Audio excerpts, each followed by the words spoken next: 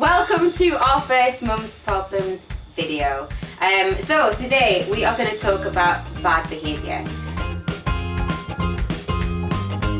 What do? Do we threaten our kids? Do we embarrass them in front of friends? Do we pull them out of the classroom?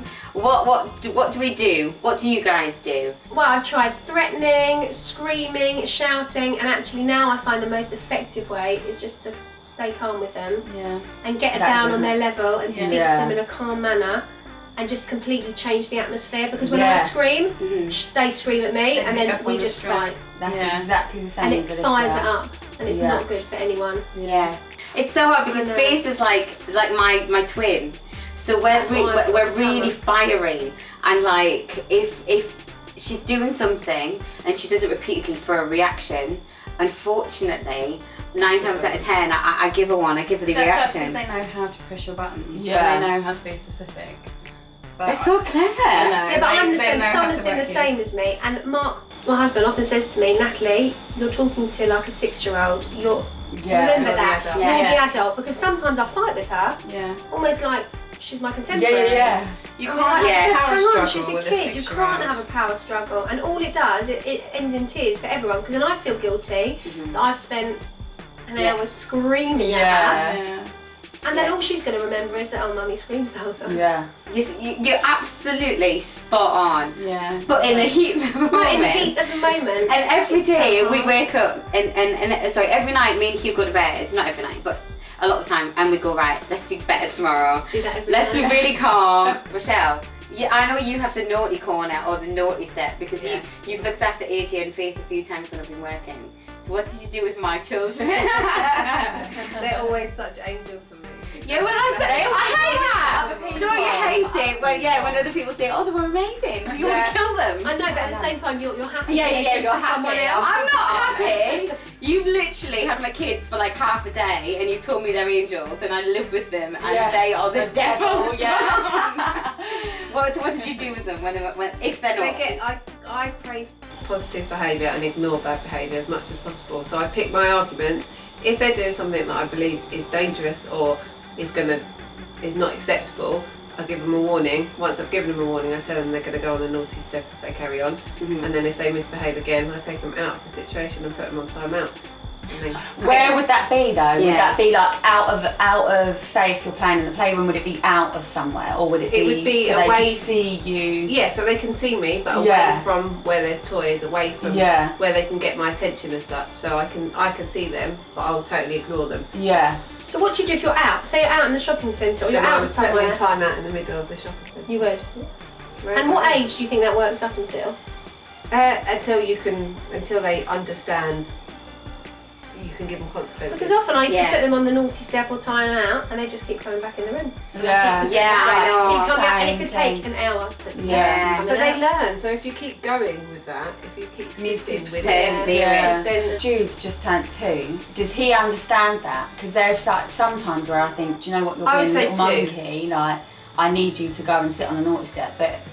Then there's a part of me, if he gets up and thinking, oh, maybe he doesn't understand, so maybe I am a bit lenient on him. Do you know what I mean? You know your child, and you know if he understands. So if you think he understands, then I would. If you don't think he understands, so if I said go get your shoes and he didn't get your shoes, then I know that he doesn't understand what I'm saying. If I say go and get your shoes and he gets them and then throws them, then you know he understands what I'm telling him to do. So. Yeah, like I think only recently AJ's really understood everything. I feel like he's just done a massive U-turn. And he's like 2 3/4. But he's kind of behind a lot of kids his age because he had meningitis when he was little, so that's not like an average age where they understand, but I get what you're saying. If they can follow a command or a request, then they understand. And how do you deal with 3? Superwoman Kate. What I was thinking was, I think 2 is a good age to start something like the naughty step, because I think that you can put them back, and eventually they just get it.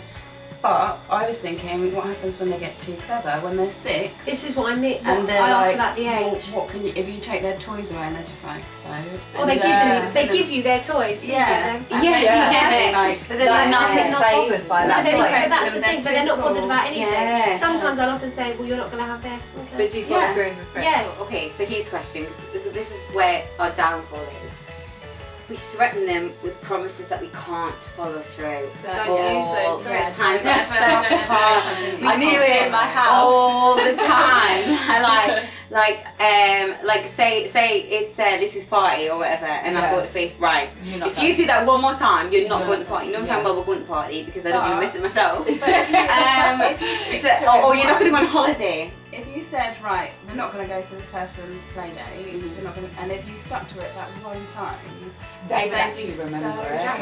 It's so hard because then I'd feel guilty about cancelling the play day. And I feel like the other mum would blame me. No, see what I think it was a really poor excuse. They'd understand it. If you said, right, this is why, I think that they would understand it. See, I think when you know when your kid's going through a bit of a naughty patch, I think. So then you could say beforehand, do you know what? Maya's being a little madam for if I cancel, this is the reason why. So I'm kind of prepared. You're prepared. That's also a really good get out clause in case you really don't want to go to the play date.